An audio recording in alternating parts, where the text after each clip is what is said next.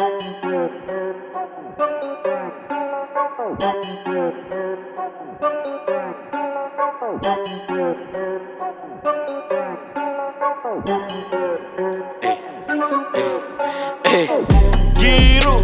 giruani mo good. Giro, giruani mo good. Natuog mo, hinaya ninyo good. Sure mo, nasula ninyo good. Giroan ninyo good, murag sa tagay na hubog. Kung mas dipili na mong kwarta, di miss chicks kay mo luhod. Rich mindset ang gadaw, wag sa lig kay way mapili. Nikalit lang ang boto kay ni barong wala ni hiwi. Di ni Golds, Gym ay nasigpaal sa ato goal. Rich, wanay daghan storya. Wag salig sa ayuda, ing mata sa buntag, sug na pangwarta. Hello guys! So I am Raffy Dela Torre. So welcome to my vlog. So today, we're gonna be tackling about air pressure and humidity. Enjoy! The air around you has weight and it presses against everything it touches. That pressure is called atmospheric pressure or air pressure. It is the force exerted on a surface by the air above it, as gravity pulls it to earth. Atmospheric pressure is commonly measured with a barometer.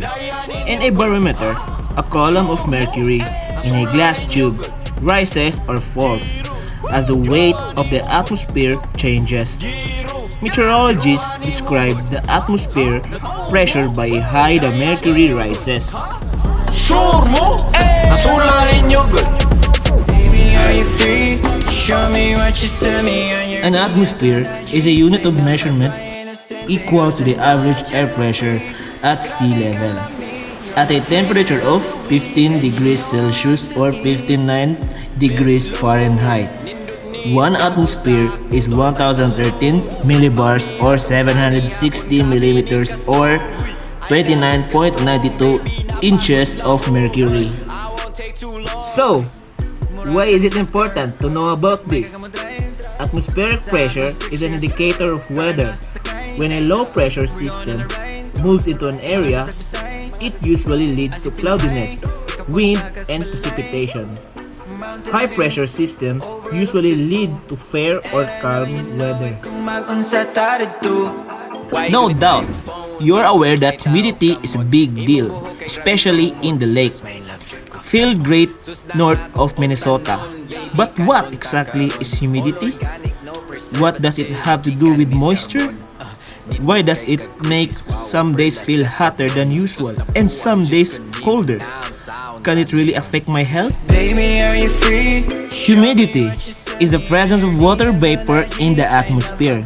The more water evaporates in a given area, the more water vapor rises into the air.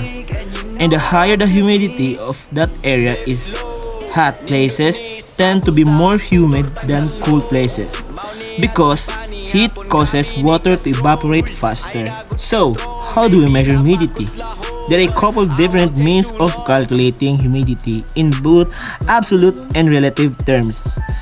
Each method has its own uses. Absolute humidity is simply the total mass of water vapor in a given volume of air, regardless to the temperature of that air. In scientific terms, it is the most accurate measurement of humidity, since the amount of water vapor in air directly determines humidity. As accurate as absolute humidity may be, it expressed in a grams of moisture per cubic meter of air.